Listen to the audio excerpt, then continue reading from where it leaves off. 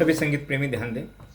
देखें दोस्तों, हम समझेंगे पहले हारमोनियम के विषय में, और सभी संगीत सीखने वाले प्रेमी ध्यान से समझें इस बात को, नहीं तो आप फार फ्यूचर संगीत से वंचित हो जाएंगे। अगर आप के हाथ में अगर हारमोनियम सही नहीं है तो ध्यान दें। हारमोनियम सीखने वाले जितने बाकी लोग तो छोड़ दें। तो देखें दोस्तों, संगीत में मेन होता है गायकी सीखना। गायकी करेंगे, सीखेंगे, तभी आपको वाद्य बजाने आएगा, कोई भी वाद्य। अगर गायकी आपको नहीं आती है तो आप कोई भी वाद्य बजा नहीं पाएंगे। अच्छा, सिंगिंग सीखने वाले, जब तक आप हारमोनियम पे वोकल प्राप्त नहीं करेंगे खरज में, जब तक आप अच्छे सिंगर नहीं बन सकते और ना आप गायकी अच्छे कर पाएंगे सिंग। और आपको हारमोनियम पर ही वोकल्स तैयार करना है। बाद में आप तानपुरा लें या जो भी लेना है ले। देखें, पहले हम हारमोनियम के विषय में समझ लें। ये इम्पोर्टेंट है आपके लिए। सभी संगीत प्रेमी जितने भी यूट्यूब के माध्यम से हमको फॉलो करते हैं या फेसबुक के माध्यम से फॉलो करते हैं, ये आपको समझना ज़रूरी है। देखें, ये कोई आज तक तो मैंने देखा नहीं कि कोई इसके बारे में बताया हो कि आपका मार्ग सही है या गलत है। देखें, हारमोनियम 3 प्रकार के होते हैं दोस्तों। बास मेल पहला, दूसरा मेल मेल, तीसरा मेल फीमेल। तो अब नाम तो तीनों के चेंज हैं, बास male, male male, male female. अब इस पर अभी बनावट तो सेम है ना, ऐसा ऊपर की बनावट सेम होती है। अब इसमें आपको ये पता नहीं कि ये बास मेल है या मेल मेल है या मेल फीमेल है। तो ये समझो मेरी जो हारमोनियम है ये बास मेल है, यानी नर खरज। पहले के लोग इसको नर खरज बोलते थे। ये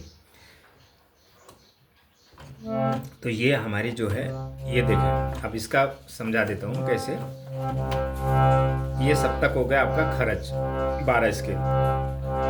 ये हारमोनियम ज़रा प्रॉब्लम में है, इसको दम लग रहा है, इसको रिपेयर को देना है। कहीं हवा मतलब हवा फिटिंग नहीं बराबर है, ख़राब हो गया था। तो इस पर अगर हम साधना भी करते हैं तो हमारे लिए नुकसान है। ये गले पे गला ख़राब हो सकता है, मतलब हमें भी दम लगने लगेगा। हारमोनियम में अगर दम लग रहा है ना, हवा छोड़ पकड़ कर रहा है, देखो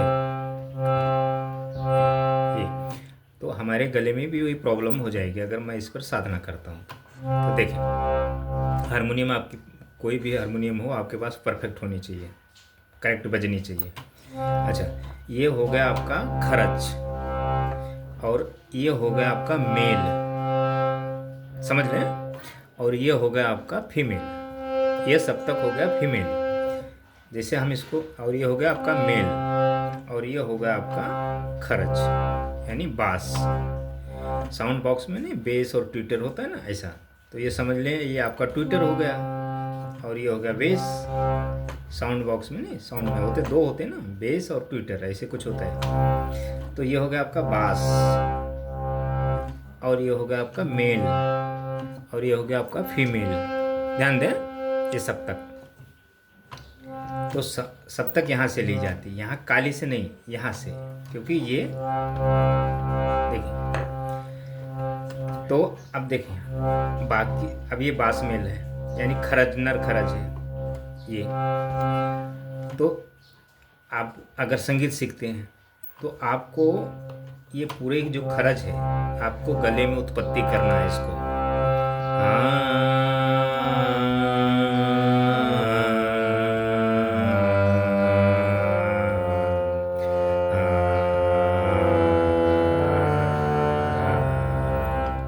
इसकी आवाज़ में आप कंठ से उच्चारण कर सकें।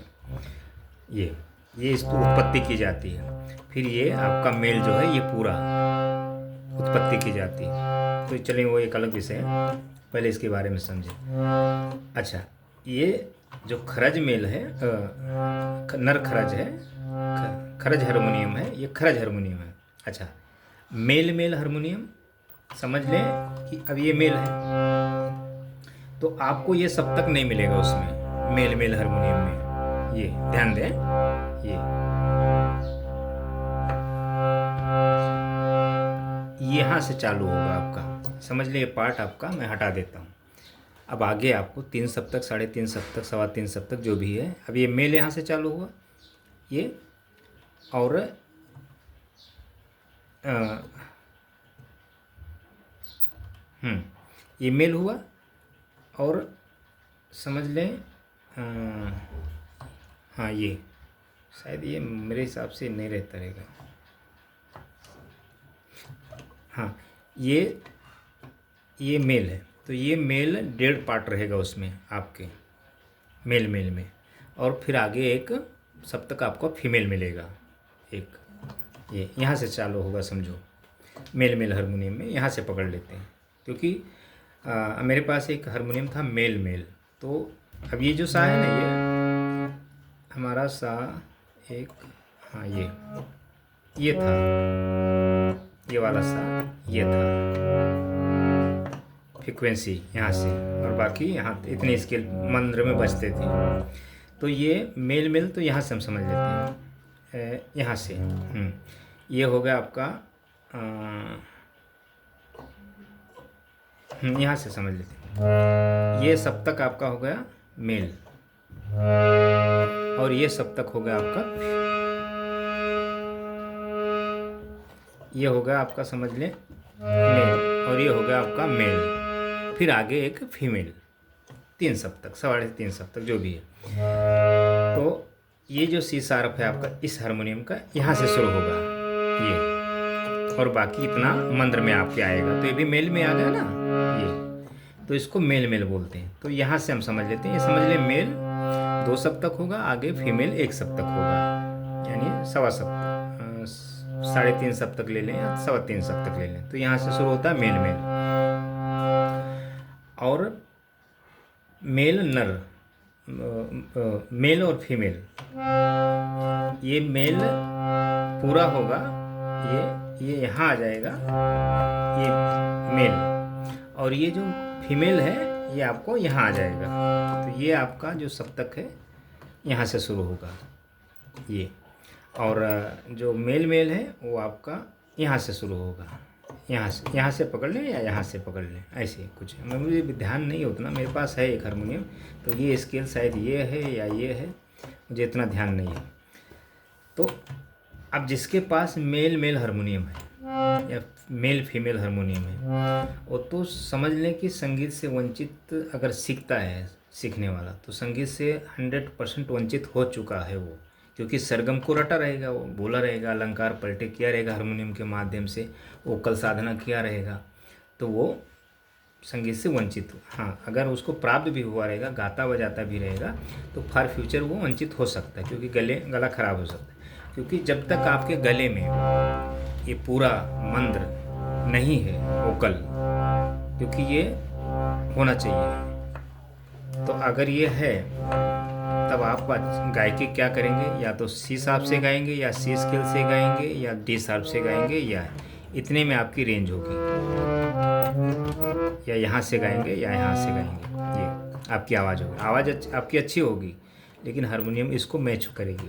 तो ये समझ लें, तो ये ध्यान दें आप कि आपके पास अगर मेल हारमोनियम है, मेल नहीं तो दुकान वाले से पता करें आप जाके कि खरज हारमोनियम क्या है, वो दुकान वाला आपको अच्छी तरह समझा देगा मेल हारमोनियम क्या है। और आप जब जो सीखने वाले व्यक्ति हैं, आपके पास खरज हारमोनियम होना चाहिए, दुकान वाले से भी समझ लें कि खरज हारमोनियम क्या है, कैसा है, क्योंकि खरज हारमोनियम पे ही वोकल तैयार होती है। अगर आपने मेल हारमोनियम पे वोकल तैयार किया या मेल फीमेल हारमोनियम पे गला तैयार किया, तो उसका अगर समझो आप गा बजा भी ले रहे हैं, तो आगे चल के आप वंचित हो जाएंगे। और जो सीखने वाले जो सीख रहे हैं, तो आपका गला क्रैक हो सकता है, आप संगीत से सीखते ही सीखते वंचित हो जाएंगे। इतना है दोस्तों, ये बड़ा रिस्क है। ये हारमोनियम देखें, मेल हारमोनियम बजने में अच्छा लगता है, क्योंकि उसका सप्तक यहाँ से शुरू होता है, समझ लें यहाँ से। तो आप समझो ये सी है, तो हमें जब बजाना होगा तो यहाँ से स्केल ऊपर जाएंगे ना, यहाँ से ऊपर के स्केल से। अच्छा, अंदर जर्मन रीड है या देसी रीड है, तो कर्णप्रिय बजती है, तो लोगों को अच्छा लगता है वो, मतलब धुन उसके, तो उनको लगता है कि चलो मैं ये हारमोनियम लूँ, ये बजने में अच्छा लगता है सुनने में। लेकिन सीखने वाले के लिए खतरा है, वो सीखने वाला वंचित हो सकता है, क्योंकि सारा खेल वोकल के ऊपर होता है। गला है आपका सही, कामयाब हो गया गला तो आप संगीत में कामयाब। गला खराब हो गया, गला बैठ गया या जो भी प्रॉब्लम हो गया, आप फिर संगीत से वंचित हो जाएंगे। सारा खेल वोकल का है। ये नहीं कि आपका वोकल अगर काम नहीं करेगा तो आप धुन कोई भी नहीं बजा पाएंगे दोस्तों। ये क्योंकि कोई भी जब धुन बजाते हैं तो हमें मन में गाना पड़ता है। ये वोकल ख़राब तो समझ लें आप गूंगे हो गए। गूंगे मतलब ऐसा नहीं कि आप बातचीत नहीं कर पाएंगे, सब कर लेंगे, लेकिन आप सुर में नहीं गा पाएंगे, बेसुरे हो जाएंगे। तो बेसुरे हो जाएंगे तो हारमोनियम भी नहीं बजेगा। चाहे मन के अंदर आप गाएं तो सुर में आपको गाना है। मन के अंदर में ताकत लगती है गाना गाने में। ऐसा नहीं कि मन के अंदर गाएंगे तो बिल्कुल ताकत नहीं। जैसा आप बोल के गाएंगे उतना ताकत लगती है, उतना हमें सोचने में भी ताकत लगती है, फील होता है। तो ये चीज़ें आपको ध्यान में रखना है। तो ये ज़रा आप समझ लें, ये खरज है और ये मेल है और ये आगे फीमेल है। तो जिसमें खरज नहीं है, मेल है, ये दो मेल है, वो मेल हारमोनियम हो गया। और जिसमें एक मेल है एक फीमेल है, यानी एक मेल है दो फीमेल है, तो वो समझ लें मेल फीमेल। और जिसमें मेल दो है एक फीमेल है, वो समझ लें मेल हारमोनियम। और जिसमें खरज एक है, मेल और फीमेल, हाँ मेल और फीमेल तीनों है, उसको खरज नर खरज बोलते हैं उसको। ये नर खरज है। और बाकी जो दूसरे में ये नहीं रहेगा वो मेल हो गया, तीसरे में ये नहीं रहेगा वो मेल फीमेल हो गया।